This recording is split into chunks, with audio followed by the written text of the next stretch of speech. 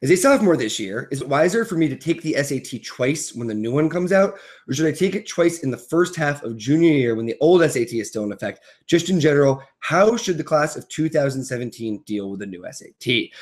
The new SAT, again, my favorite subject in the universe. Basically, it's sort of like the new Coke fiasco. If you know about the Coke versus Pepsi wars, kind of the College Board, I think, is making a huge mistake doing this. I don't really know why they're doing it, except that they're losing market share to the ACT, and they want to make their tests more like the ACT, and they're also bringing the scores back to the old 1,600-point scale so that they can go back to the format that everyone seemed to know and love, even though they hated it.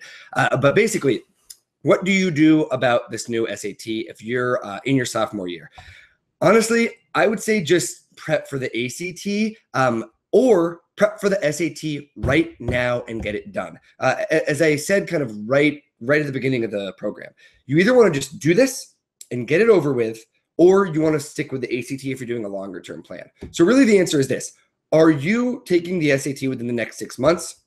Take the SAT, it's fine. If you're taking any longer than that and kind of test prep is on the horizon, try focusing on the ACT instead. It's just more solid and you're going to know what to expect. That's sort of the short answer. The longer answer is use the guide on TPA, find out which one you should take. And then if it recommends the SAT, blast SAT prep now, take it, get it over with. And honestly, if it recommends the ACT, blast ACT prep, get it over with. I mean, if you're in 7th grade, you don't need to worry about it right now. Wait till after 9th grade to even begin. But if you're in 10th grade, you should be studying for these tests right now.